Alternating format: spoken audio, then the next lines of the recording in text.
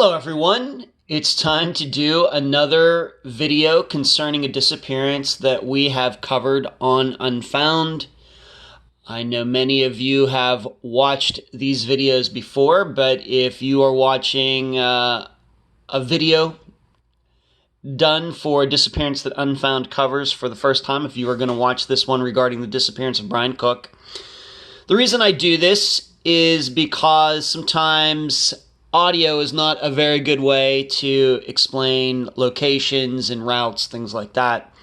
And so in any disappearances where I think that video could be a good medium to better explain a disappearance, I'm going to do that. And of course, we have the Unfound podcast channel right here on YouTube.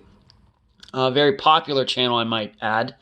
So being that we have this, I'm going to use it to its fullest extent. That's why I do this. Not every disappearance lends itself to doing a video like this one, but if I look at the circumstances, and I think that knowing some locations and once again, routes and the places people lived and where people saw things, then I'm going to do the video. So that's why I do this. For the rest of you, of course, all of you already understand why I do this. So let's get right into this regarding the disappearance of Brian Cook and some of these locations. We talked about so many different towns. We also talked about two different counties, Wyoming and Boone County, when I talked to Brian's ex-wife, Christine. So we're going to start right down here at the bottom of the screen, and it's very small. I'm filming this with my phone, so the picture is very small, but I'm sure on your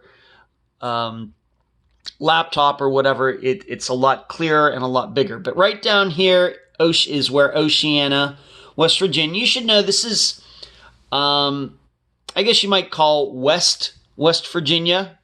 Maybe I could just zoom this out for a moment.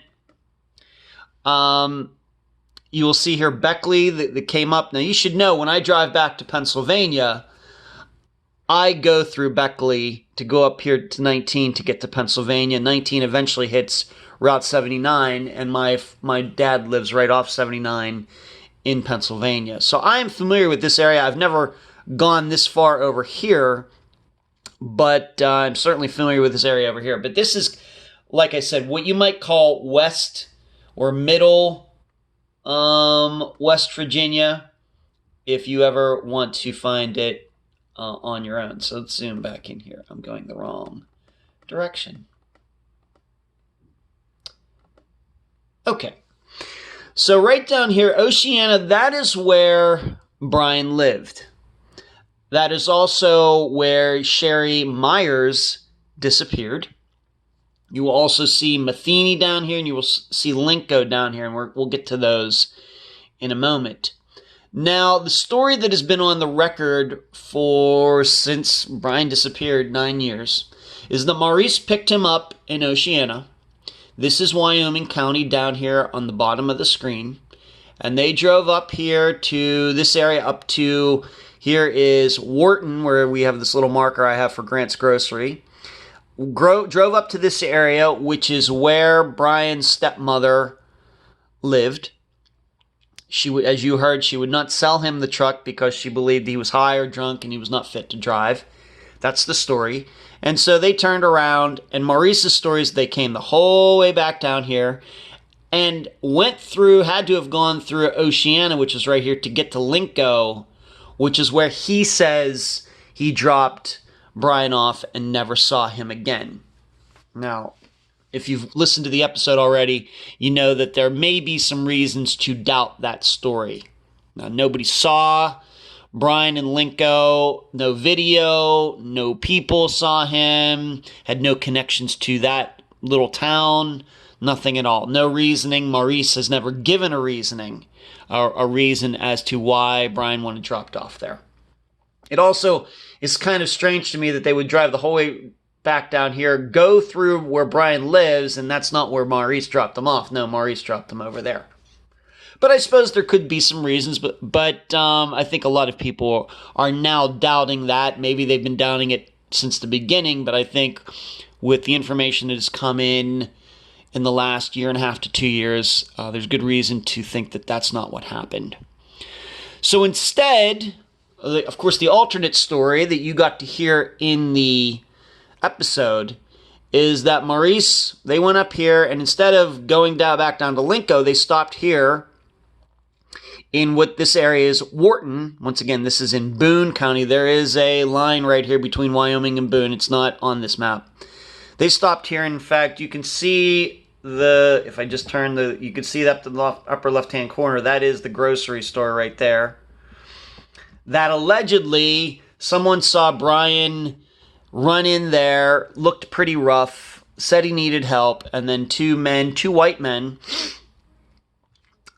came in, got him, and dragged him back out, escorted him back out, forced him back out, and you heard about the tattoos that they had. This is also noteworthy. This area, once again, Wharton's name is not on here, but because Grant's Grocery is covering it up. This is the Miners Market, Grant's Grocery. This is where Chad Kuhn lives. Right down the street. Within a block. Now, all of these places, as you can imagine, Linco, Oceana, Matheny, Wharton, Van, all very, very, very small towns. Some of the smallest towns, I think, that we've ever talked about on Unfound. The story is that instead of coming back here, as Maurice said, that he took him over to Chad's. You heard in the episode what might have happened, allegedly happened. It's up to you to determine whether it's the truth or not. And allegedly, Brian went into this grocery store, this Miners Market, got taken back out, never to be seen again. It's an alternate story of what happened the day that Brian disappeared.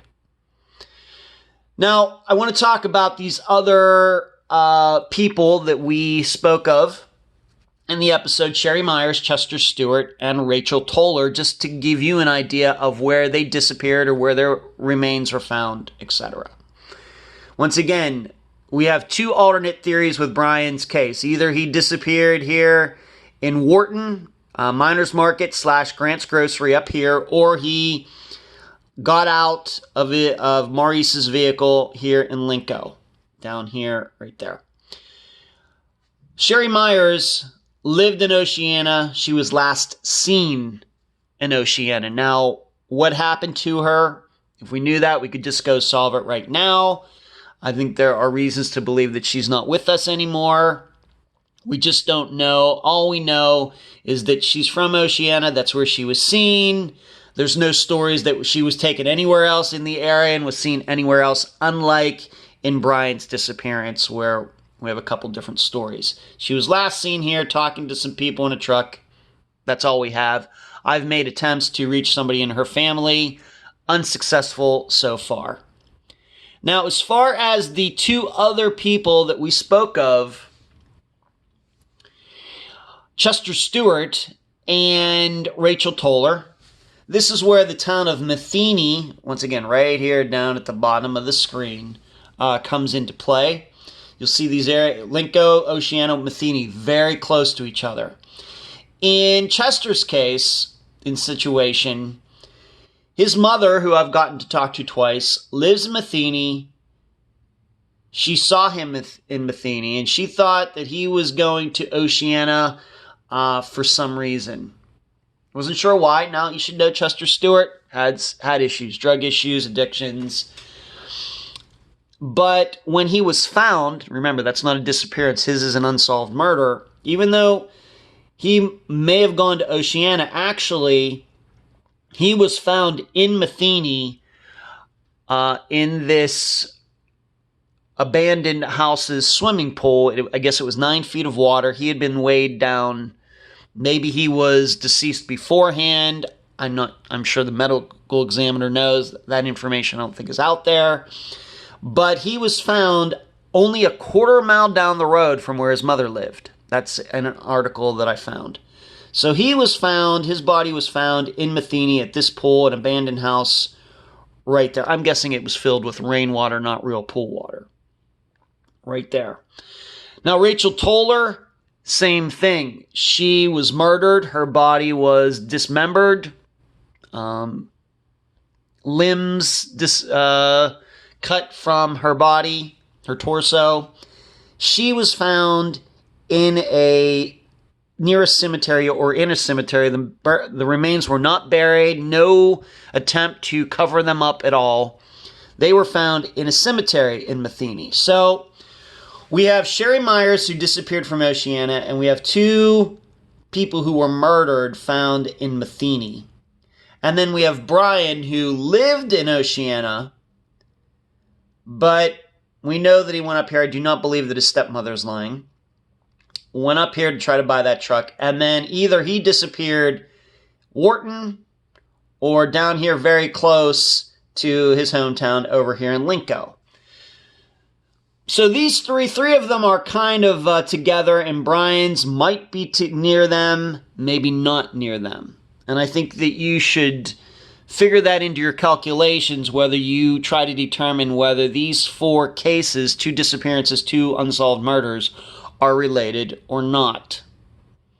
Now, I will say in doing this video that there is something that is a little puzzling to me. And I was just thinking about this morning. I'm doing this video about an hour and a half before, in fact, you can see the time down there. It's 12:37 Eastern Time, and the episodes come out at 2 p.m. Eastern Time on Fridays.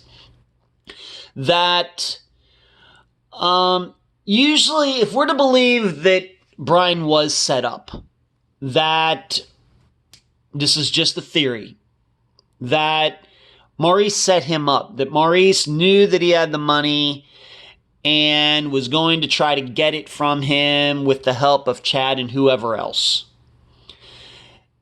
What is unique, I think, about this is usually the person who gets set up, in this case Brian, it is usually the other person, Maurice, who arranges the trip or the plan or whatever else. So in a more normal type of situation, it would have been Maurice who wanted to go up to Van, and he decided to take Brian along, knowing Brian had money on him, and then do whatever.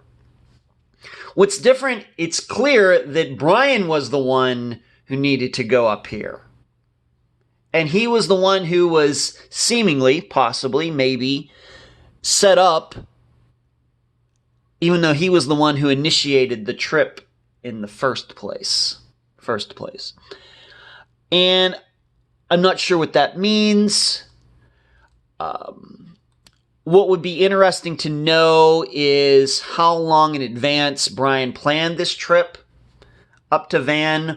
Why did he not? He was going to get a vehicle, so obviously he did not have his own. Why did he get Alicia? Why didn't he get Alicia to take him?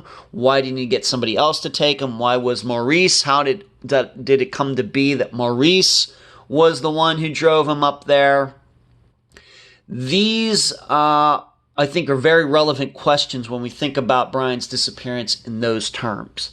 That it was Brian who initiated the trip, and Maurice maybe took advantage of Brian wanting to go up there. It's a very unique kind of situation, and I hope I'm explaining that correctly. It's a little difficult to explain, but I think if you know enough about disappearances, or if you've watched any movies or documentaries, you know that even if we take, for example, The Sopranos, when Christopher Moltisanti's, was it his fiancée, Adriana gets killed in that, if you've ever seen that. It was what's his name? I can't think of it right now. I'm being put on the spot. But if you've ever seen the murder of Adriana, Christopher Moltisanti's girlfriend, fiance, wife, in that in The Sopranos, then you know what I'm talking about. How she was set up to be murdered. And this is kind of what I'm thinking regarding Brian's disappearance, but it's flipped. He was the one who initiated the trip, but it was possibly Maurice who took advantage of this trip to get Brian's money stolen. Once again, if you believe that. So these are the locations. Oceana, where Brian was that day, started out. Maurice picked him up. They drove up here, and then either Brian ended up here or Brian ended up down here. This is, once again, the Miller, even though it says Grant's Grocery, this is the Miller's Miners Market. This is Wharton, West Virginia, right there. Then we also have Sherry Myers, who lived in Oceana, who disappeared from Oceana. Then we have Rachel Toler and Chester Stewart, who were murdered, and their bodies were found in Matheny, West Virginia. So thank you for watching this video. I hope this helps you understand the disappearance of Brian and whether it could be connected to these other people's murders and disappearances a little better.